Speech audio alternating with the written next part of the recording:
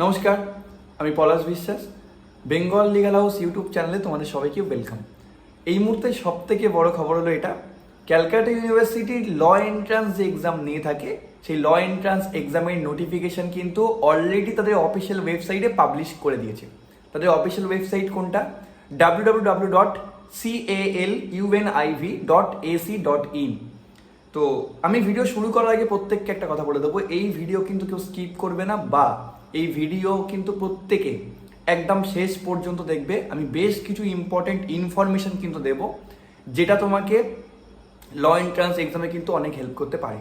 আচ্ছা, প্রথম কথা আমি বলবো সেটা হলো যে ফর্ম ফিল আপের ডেট অলরেডি দিয়ে দিয়েছে এবং ফর্ম ফিল আপ শুরুও হয়ে গেছে। ফর্ম ফিল আপ 15 তারিখ থেকে শুরু হয়েছে। 15 তারিখে রাত্রেবেলা নাগাদ আমরা নোটিফিকেশনটা পেয়ে থাকি, সন্ধ্যে নাগাদ। তো অলরেডি আজকে 17 তারিখ। আমি সবাইকে বলবো, যারা যারা ক্যালকাটা ইউনিভার্সিটির ল এন্ট্রান্সে বসতে চাও বা লতে অ্যাডমিশন নিতে চাও, তারা কিন্তু অবশ্যই করে ফর্মটা ফিল আপ করো এই অফিসিয়াল ওয়েবসাইটে গিয়ে। যে ওয়েবসাইটের নাম আমি একটু আগে বললাম। এবার আমি বলে রাখি, ফর্ম ফিল আপের লাস্ট ডেট কত না 25 তারিখ। 25 তারিখের পরে কিন্তু তোমরা আর ফর্ম ফিল আপ করতে পারবে না। ফর্ম ফিল আপ করা হয়ে গেলে তারপরেই আমরা জানি ঠিক তার পরেই পূজা আছে, দুর্গাপূজা। তো দুর্গাপূজার হয়তো মধ্যে কোনো রকম কোনো এক্সাম হওয়ার চান্সেস নেই, বাট ফর্ম ফিল আপ শেষ হয়ে যাওয়ার পর বেশ কিছুদিন পর তোমরা তোমাদের হল টিকিটকে ডাউনলোড করতে পারবে। হল টিকিট মানে তোমাদের অ্যাডমিট কার্ড। তো সেই হল টিকিটের ডাউনলোডের অপশান দেবে এবং সেখানেও 6 দিন 7 দিন সময় দেবে। তো সেটা ডাউনলোড করার পরে ইউনিভার্সিটি তাদের অফিসিয়াল যে এক্সামের ডেট সেটা কিন্তু পাবলিশ করবে। এখনো পর্যন্ত ইউনিভার্সিটি কিন্তু হল টিকিট ডাউনলোড করার ডেট বা এক্সাম নেওয়ার ডেট বা অ্যাডমিশনের ডেট কিন্তু এখনো দেয়নি। শুধুমাত্র তোমাদের ফর্ম ফিল আপের ডেট দিয়েছে, সেটা হচ্ছে 15 থেকে 25 সেপ্টেম্বর। ওকে, আচ্ছা, এবারে আমি কিছু ইম্পর্টেন্ট ইনফরমেশন তোমার দিয়ে থাকি। যদি তোমরা জেনারেল ক্যান্ডিডেট হয়ে থাকো বা ইডাব্লিউএস, সেক্ষেত্রে তোমাদের হাই সেকেন্ডারিতে কিন্তু 45% মার্কস লাগবে। 45% মার্কস, হ্যাঁ।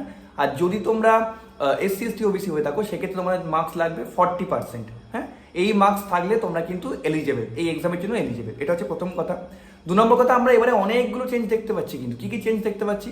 প্রথম যে চেঞ্জ আমরা চোখে দেখতে পাচ্ছি সেটা হচ্ছে যে এক্সামের ধরনের মধ্যে চেঞ্জ এসে গেছে অনেক কিছু। কীরকম ধরনের?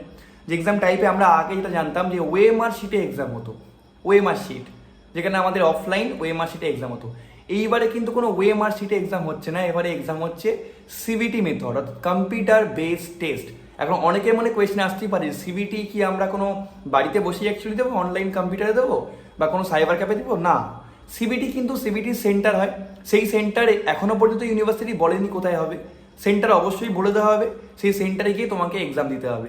সেকেন্ড কোয়েশ্চেন অনেকেই করছো, দাদা আমি তো কম্পিউটার জানিই না, তো কি করে দেবো? কোনো চিন্তা করার বিষয় নেই। সিবিটি মেথডে এক্সাম দেখলে তোমাকে যে বিশাল কম্পিউটার জানতে হবে, কম্পিউটার তোমাকে বিশাল নলেজ থাকতে হবে, এরকম কোনো মানে নেই। জাস্ট বেসিক একটা নলেজ যদিও না থেকে থাকে, সেন্টার থেকে তোমাকে যে গাইড থাকবে তিনি গাইড করে দেবেন, কোনো অসুবিধা এটা কিন্তু নেই। এবার আমি বলবো যে এক্সামের কী কী রিকোয়ারমেন্ট আছে, যেটা আমি বললাম একটু আগে, যে 40 এবং 45% for general candidate and 40% for SC ST OBC, এটা রাখতে হবে। আর একটা বড় চেঞ্জ এসছে। কী চেঞ্জ না, আমরা এর আগে পর্যন্ত যতবার ফর্ম ফিল আপ দেখেছি, 23 সাল বা 24 সাল বা তারও আগে, আমরা দেখেছি জেনারেল ক্যান্ডিডেটের জন্য ফর্ম ফিল আপ ছিল 500, কিন্তু এইবারে আমরা দেখতে পাচ্ছি জেনারেল ক্যান্ডিডেটের জন্য ফর্ম ফিল আপ হয়েছে 800 এবং এসসি এসটি ওবিসি জন্য ফর্ম ফিল আপ করা হয়েছে 400। এটার কারণও আছে, কারণ সিবিটি মেথড যখনই এক্সামই তোমার হবে, কম্পিউটার বেস টেস্টে কিন্তু কখনোই 500 টাকা বা 250 টাকার ফর্ম ফিল আপে হয় না। সেক্ষেত্রে 800 for general and 400 for SC ST OBC. তো এটা একটা এসছে। এবং বেশ কিছু কথা, ইম্পর্টেন্ট কথা আমি তোমাকে বলে দিচ্ছি। প্রত্যেককে একটা কথা মাথায় রাখবে, ফর্ম ফিল আপ কিন্তু তোমরা কোনো এক্সপিরিয়েন্স আইওয়ার ক্যাপ থেকে করবে, বা যদি নিজেদের উপর কনফিডেন্ট থাকে যে হ্যাঁ আমরা করতে পারবো, সেক্ষেত্রে তোমরা বাড়িতে কিন্তু ল্যাপটপ বা কম্পিউটারে করতে পারো। কিছু ইম্পর্টেন্ট কথা আমি বলে দিই। ফর্ম ফিল আপ করতে গেলে অবশ্যই করে তোমাদের একটা ভ্যালিড মেল আইডি থাকতে হবে। আমি আবার বলি, ভ্যালিড মেল আইডি থাকতে হবে। এবং এই বছরের প্রথম নিয়ম হয়েছে এবছর, যে ফর্ম ফিল আপ করতে গেলে তোমাকে কিন্তু এবিসি আইডি ক্রিয়েট করতে হবে।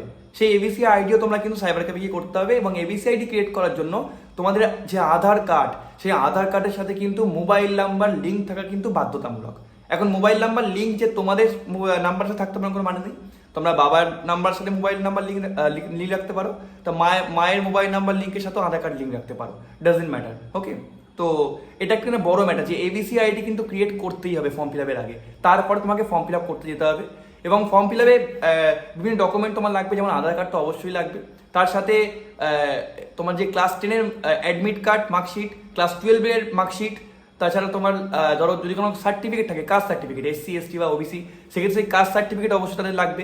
ভ্যালিড ইমেল আইডি রাখবে, ওখানে সম্ভবত ব্লাড গ্রুপ জিজ্ঞেস করে, তো ব্লাড গ্রুপটা ওখানে ইনপুট করবে। বাবার নাম মায়ের নাম সব ঠিকঠাকভাবে লিখবে।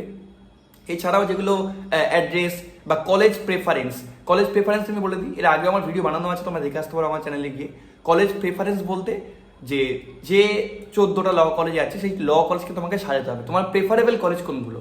মানে আমি তোমাদেরকে বলবো যে তোমরা প্রত্যেকে 4টে সরকারি যে ল কলেজ আছে, অর্থাৎ হাজরা ল কলেজ, যেটাকে আমরা জানি ক্যালকাটা ইউনিভার্সিটি বা ডিপার্টমেন্ট অফ ল, সেই ডিপার্টমেন্ট অফ লকে তোমরা 1 নম্বরে রাখবে। 2 নম্বর তোমার যোগেশকে রাখতে পারো, কারণ যোগেশের ফিজ অনেকটা কম। 3 নম্বর তোমরা সাউথ ক্যালকাটা, এবং 4 নম্বর সুরেন্দ্রনাথকে তোমরা রাখতেই পারো তোমাদের ইচ্ছা মতো। এবার এই 4টে গভর্নমেন্ট হয়ে যাওয়ার পরে তোমাদের নিজের পছন্দ মতো বাকি প্রাইভেট ল কলেজ তোমরা কিন্তু সাজাতে পারো।